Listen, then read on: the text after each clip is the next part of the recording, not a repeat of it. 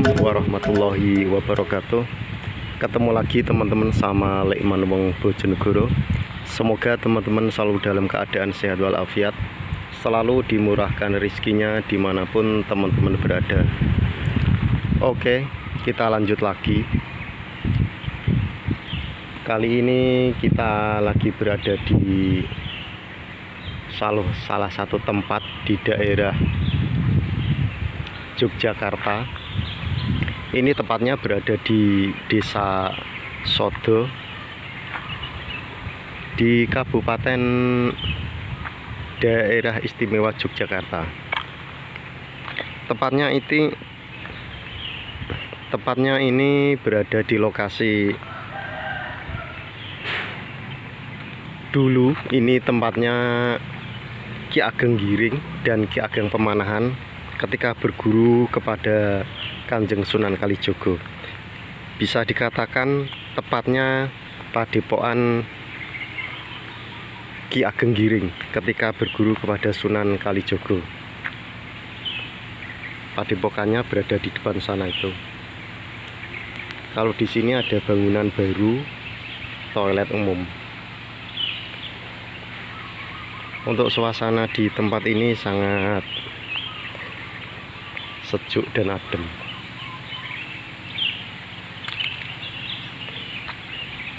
Di depan itu ada sebuah sendang yang bernama Sendang Talang Wareh di Desa Sodo.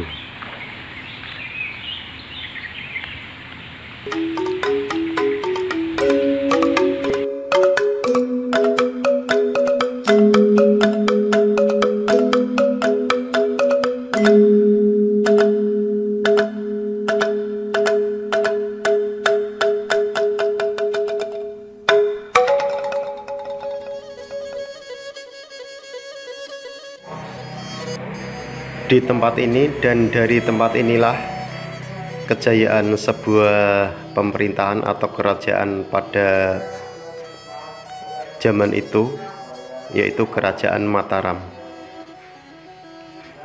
Tepatnya tempat ini berada di Desa Sodo, Kabupaten Gunung Kidul, Daerah Istimewa Yogyakarta. Ini merupakan tempat padepokan Ki Ageng Giring ketika itu berguru kepada Sunan Kalijaga bersama saudara seperguruannya yaitu Ki Ageng Pemanahan. Beliau inilah asal mula leluhur dari Kerajaan Mataram Islam di kala itu. Ki Ageng Giring dan Ki Ageng Pemanahan adalah satu perguruan, yaitu berguru pada Kanjeng Sunan Kalijaga. Menurut penjelasan Kanjeng Sunan Kalijaga, di kampung inilah berada atau keberadaan Wahyu Gagak Emprit yang berwujud sebuah kelapa muda atau degan itu akan tumbuh.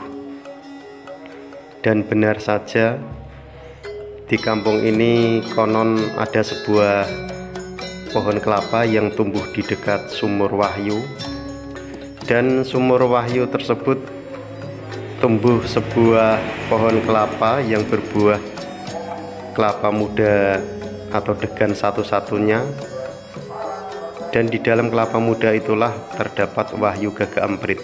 Jadi siapa saja yang meminum kelapa muda tersebut dengan sekali tegukan habis, maka keturunannya nanti akan menjadi raja-raja di tanah Jawa. Ketika itu Ki Ageng Giring sudah mendapatkan degan itu, dan degan itu dibawa pulang ke rumahnya karena pada saat itu Ki Ageng Giring belum begitu haus. Lalu kelapa muda itu ditaruh di rumah, lalu ditinggal ke sebuah hutan.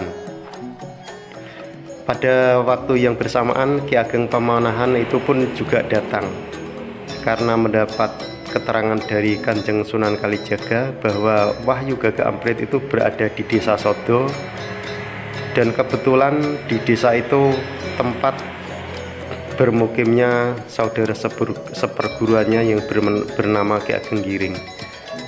Dan Ki Ageng Pemanahan pun sampai ke rumah Ki Ageng Giring karena Ki Ageng Pemanahan kehausan dan kelelahan dalam perjalanan yang sangat jauh, maka beliau disuguhi kelapa muda oleh istri Ki Ageng Giring. Maka kelapa muda tersebut atau degan tersebut diminumlah sama Ki Ageng Pemanahan.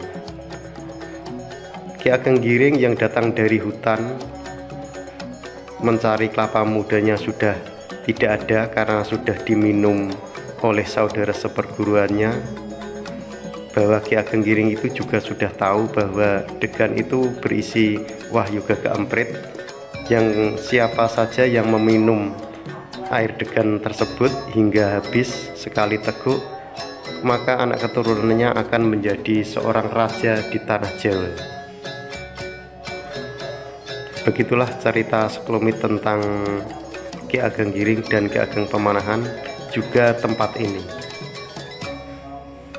Ini merupakan bangunan peninggalan dari zaman dulu. Ini dinamakan Padepokan Ki Ageng Giring. Di tempat ini juga, di kampung ini juga terdapat sumur wahyu.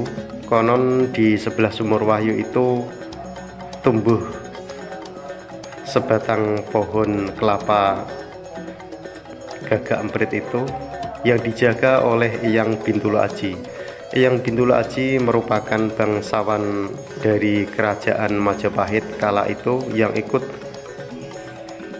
melarikan diri dari Majapahit. Eyang Bintulu Aji konon adalah orang yang mendapat tugas menjaga pohon kelapa Gagak Emprit yang berisikan wahyu Keraton Mataram. Dan di tempat ini juga, di kampung ini juga terdapat pasujutan Eyang Bintulu Aji.